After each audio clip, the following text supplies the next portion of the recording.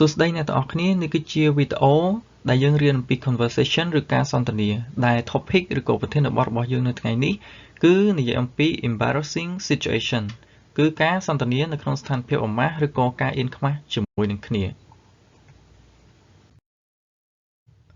នេះគឺជា conversation រវាងមនុស្សពីរនាក់មនុស្សប្រុសនិងមនុស្សស្រីហើយដំបូងឡើយខ្ញុំនឹងធ្វើការអានជូនសម្រាប់អ្នកទាំងអស់គ្នាអ្នកទី1គាត់និយាយទៅអ្នកទី2ថា Next how is going Oh hey what are you doing in this neighborhood do you live around here Actually my office is right around the corner It was great to meet you last week at the conference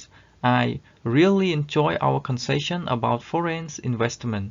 Yeah, it was really interesting. You know, I'm in a bit of a hurry, but here's my card. We should definitely meet up again and continue our discussion. Sure, you still have my contact detail, right? You know what? This is really embarrassing, but your name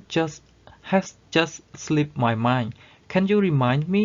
Sure. My name is Anna Faris. Don't worry about it. Happens to me all the time. I'm terrible with names too. Okay. ឥឡូវដំបូងហ្នឹងខ្ញុំអានជូនអ្នកទាំងអស់គ្នាហើយបន្ទាប់មកខ្ញុំនឹងអានយឺតៗហើយយើងនឹងបកប្រែជាមួយនឹងគ្នា Next how's going មានន័យថា Next ហ្នឹងគឺជាឈ្មោះ how's going មានថាសុខសប្បាយជាទេឬក៏យ៉ាងម៉េចហើយការរស់នៅបែបណាឬក៏ជាទូទៅយើងអាចនិយាយថាអូមិនហើយជីវិតអីចឹងដូចយើងលក្ខណៈទូទៅធម្មតា Oh hey មានន័យថានៅពេលដែលមនុស្សប្រុសគាត់ឃើញហើយគាត់ថា Oh hey អញ្ចឹងលក្ខណៈអញ្ចឹង What are you doing in this neighborhood Do you live around here What are you doing in this neighborhood ហ្នឹងមានន័យថាតំបន់ដែលរស់នៅទីនេះប៉ុន្តែនៅពេលដែលយើងបកប្រែនៅក្នុង Google Translate យើងទៅបកប្រែថាសង្កាត់តែ neighborhood ហ្នឹងគឺសំដៅទៅលើតំបន់ដែលនៅជុំវិញហ្នឹងអញ្ចឹងគេសួរថាតើអ្នកកំពុងតែធ្វើអីនៅតំបន់ហ្នឹង Do you live around here តើអ្នករស់នៅម្ដុំនេះមែនទេlive ហ្នឹងរស់នៅ around here ហ្នឹង around ហ្នឹងនៅក្បែរនឹងជុំវិញនឹង here ហ្នឹងទីនេះ Actually my office is right around the corner ការពិតទៅ office ការិយាល័យកន្លែងធ្វើការរបស់ខ្ញុំ my office is right around the corner មានថាគឺវានៅត្រង់កែងហ្នឹងកន្លែងកែងនោះកន្លែងកែងហ្នឹងអីចឹងទៅ It was great to meet you last week at the conference វាគឺពិតជាអស្ចារ្យណាស់គឺវាគិតពិតជាគួរឲ្យចាប់អារម្មណ៍ណាស់ដែលបានជួបអ្នកកាលពីអាទិត្យមុននៅ conference ហ្នឹងគឺជាកន្លែងគេធ្វើសន្និសីទឧទាហរណ៍ថាជាទូទៅមានកម្មវិធីសម្រាប់ធ្វើសន្និសីទការសិក្សាស្រាវជ្រាវអីចឹងទៅជាទូទៅគេមានការធ្វើ conference សន្និសីទគឺស្ដីអំពីធម៌ដូចសិស្ស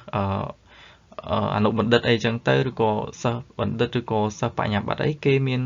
កម្មវិធីជារាល់ឆ្នាំឬក៏មួយឆ្នាំពីរដងអញ្ចឹងទៅគេនឹងធ្វើការស្រាវជ្រាវហើយគេចងក្រងឯកសារហ្នឹងគេ public ឬក៏គេ submit ចូលទៅក្នុងwebsite conference អីចឹងមកហើយបន្ទាប់មកក៏សិស្សមកពីគ្រប់សាលាឬក៏អីចឹងមកគេទៅជុំគ្នាហើយមានសាស្ត្រាចារ្យមានអីចឹងទៅដើម្បីធ្វើការបទបង្ហាញអញ្ចឹងនិយាយទៅវាដូចបទបង្ហាញអញ្ចឹងប៉ុន្តែវាធំជាងហើយទៅលើតំបន់ណាមួយដែលគេរៀបចំ I really enjoy our conversation about foreign investment ខ្ញុំពិតជារីករាយខ្លាំងណាស់អំពីការសន្ទនារបស់ពួកយើងអំពី foreign investment ហ្នឹងគឺនិយាយអំពីការវិនិយោគហ្នឹង investment foreign investment ហ្នឹងគឺបរទេស foreign Yes it was really interesting Yeah បាទគឺពិតមែនហើយវាពិតជាគួរចាប់អារម្មណ៍មែនទែន You know I'm in a bit of a hurry but here's my card We should definitely meet up again and continue our discussion You know តើអ្នកដឹងទេ I'm in a bit of a hurry មានន័យថាខ្ញុំរៀងប្រញាប់បន្តិច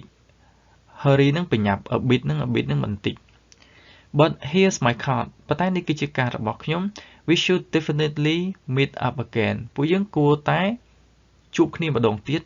and continue our discussion ហើយនឹងបន្តការពិភាក្សារបស់ពួកយើង Sure you still have my contact detail right ពិតមែនហើយតើអ្នកនៅតែមាន contact detail មានថាតំណែង របស់ខ្ញុំកាតជាទូទៅគេមានកាត name card ឬក៏នាមប័ណ្ណអីចឹង right ពិតមែនទេ You know what this is really embarrassing តែអ្នកដឹងទេនេះគឺខ្ញុំមានអារម្មណ៍ថាខ្មាស់អៀនមែនតើ but your name has just slipped my mind ប៉ុន្តែឈ្មោះរបស់អ្នកគឺវានៅយ៉ាងចុងមាត់របស់ខ្ញុំនៅក្នុងគំនិតរបស់ខ្ញុំលក្ខណៈអញ្ចឹងslip បុព្វហេដ្ឋារអិលប៉ុន្តែបើយើងនិយាយនៅក្នុងន័យហ្នឹង Your name has just slipped my mind មានថាឈ្មោះរបស់អ្នកហ្នឹងគឺរៀងនៅចុងមាត់ឬក៏នៅរៀងជាប់គំនិតរបស់ខ្ញុំ Can you remind me តើអ្នកអាចរំលឹកខ្ញុំបានទេ Sure ពិតមែនហើយមែនបានមិនទេ My name is Anna Ferris ឈ្មោះរបស់ខ្ញុំគឺ Anna Ferris Don't worry about it happens to me all the time កុំព្រួយបារម្ភពីវាកុំពិបាកចិត្តដោយសារ